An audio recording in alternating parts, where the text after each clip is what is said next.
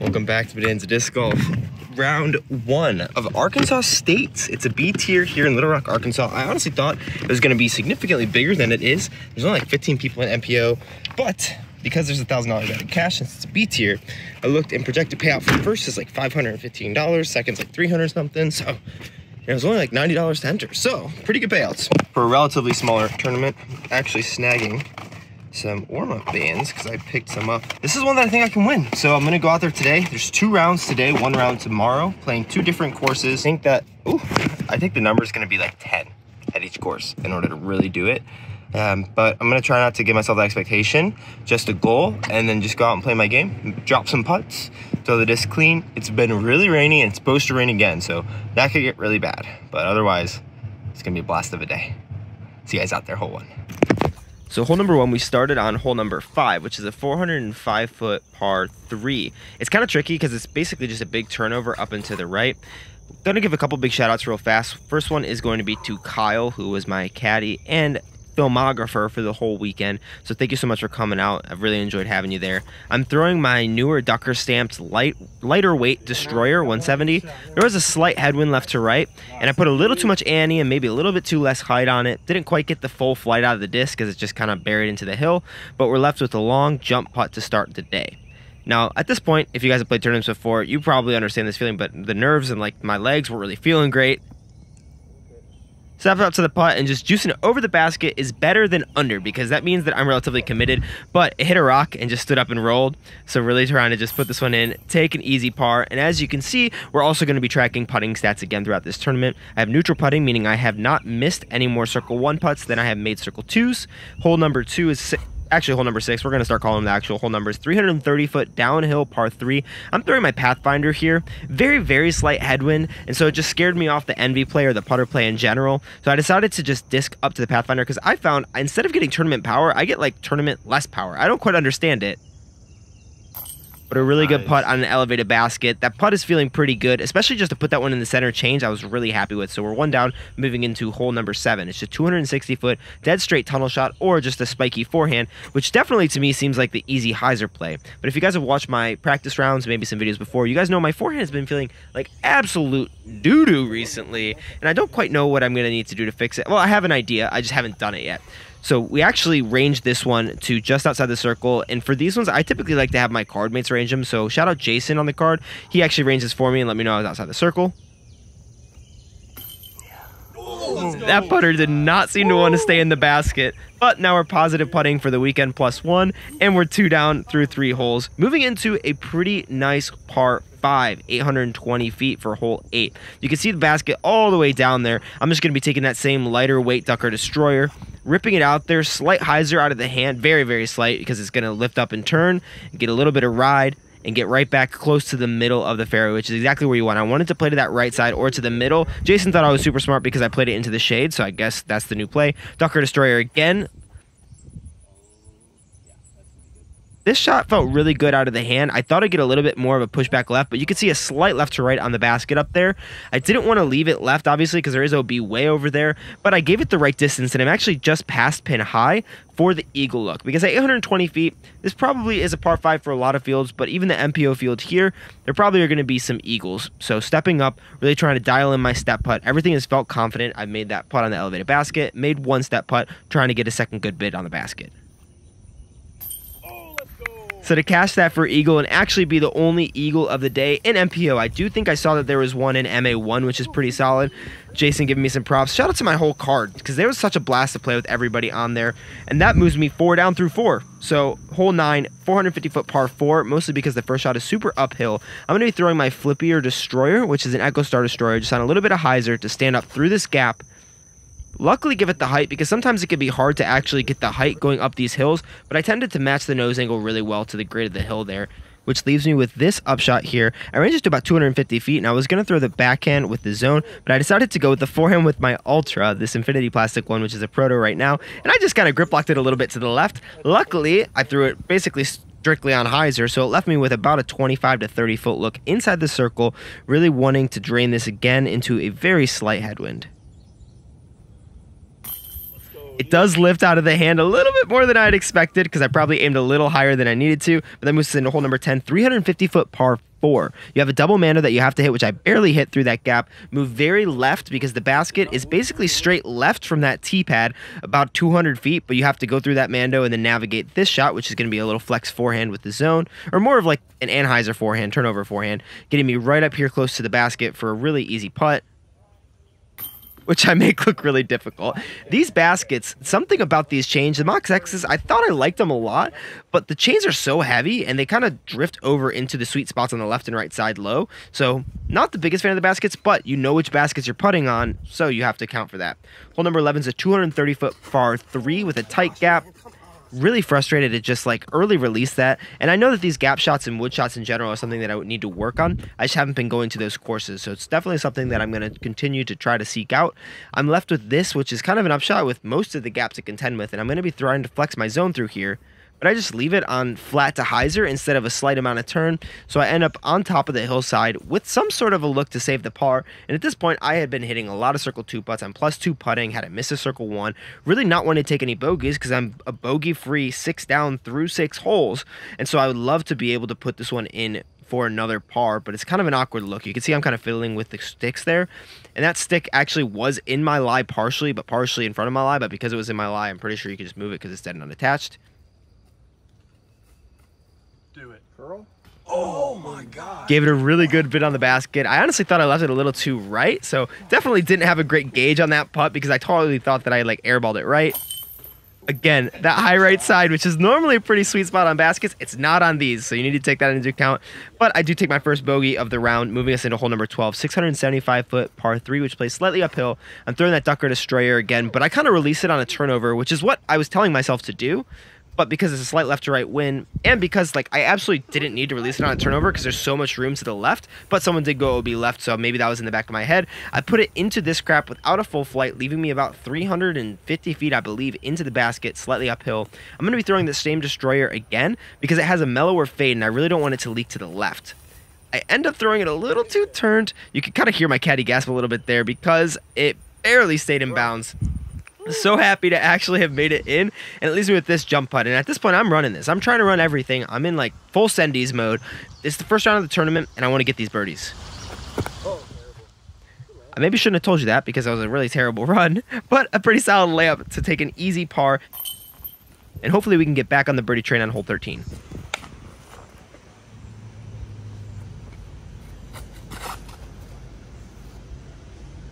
Yes, dude.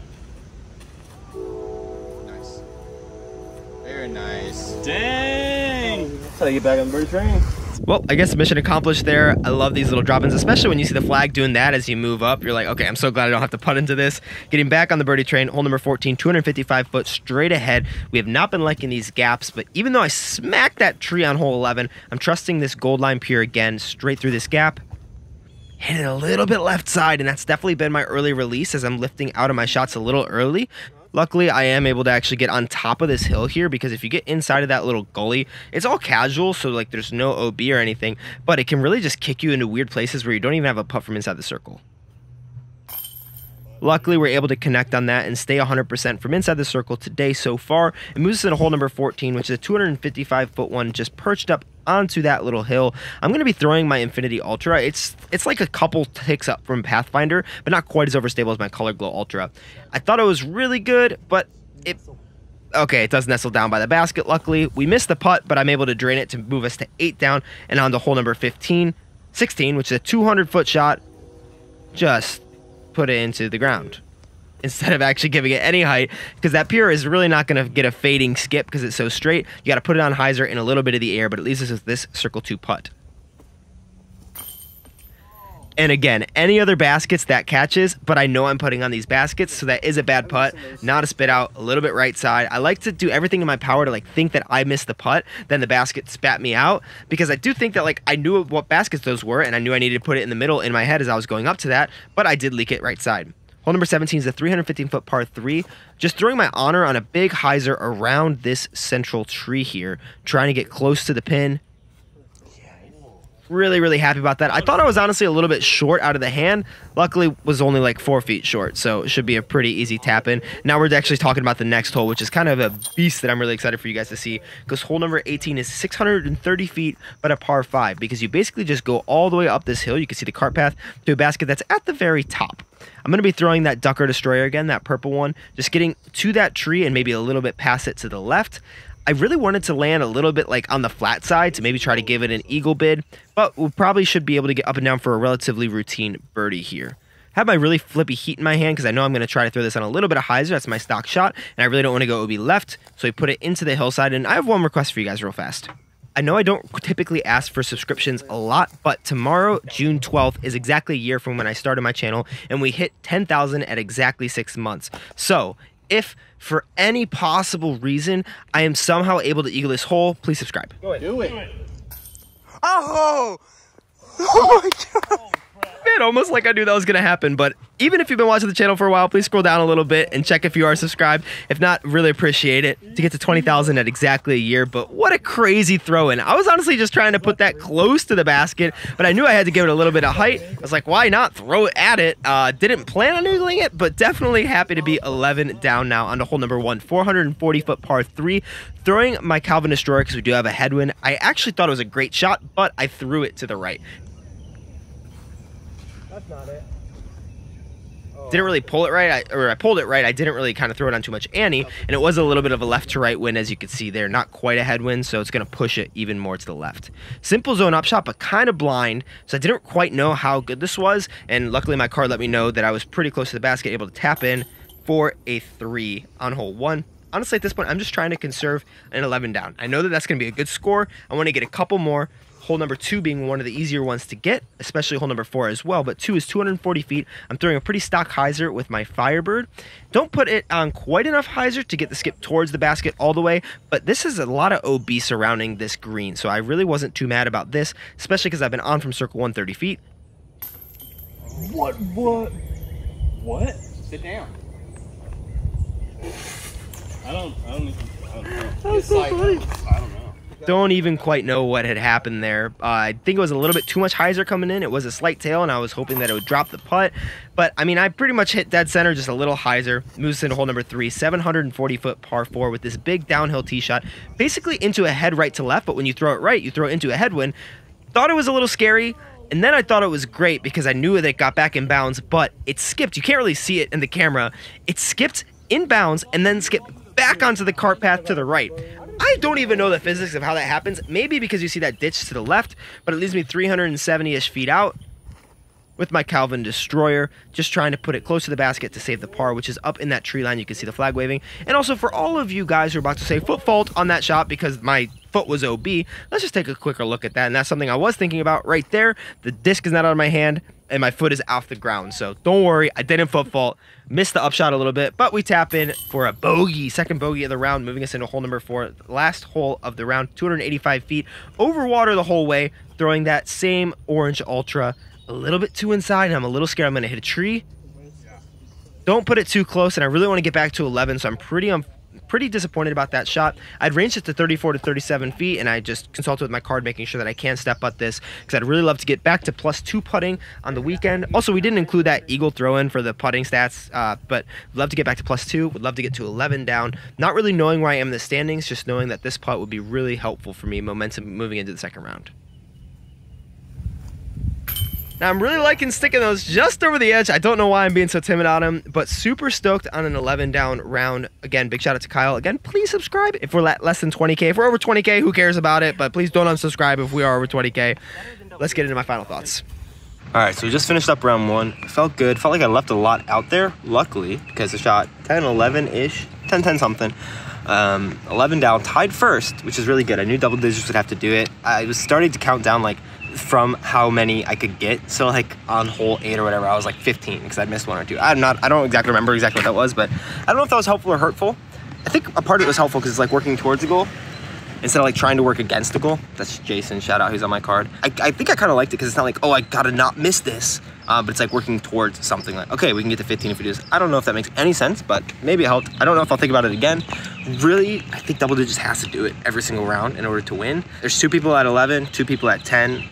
a couple at 8. So just gonna go out there swinging, try to get birdies. I'm not trying to protect anything. I'm trying to be aggressive. I want to win by 10, you know? I don't think I'm going to, but I'm gonna go out with the mentality of like, I want to do that. I was the only one to get any eagles today, and I got 2 of them, which is nuts. That throw-in was sick. The other one, I felt like I just played well and made a solid putt. I threw it past the basket, made a putt.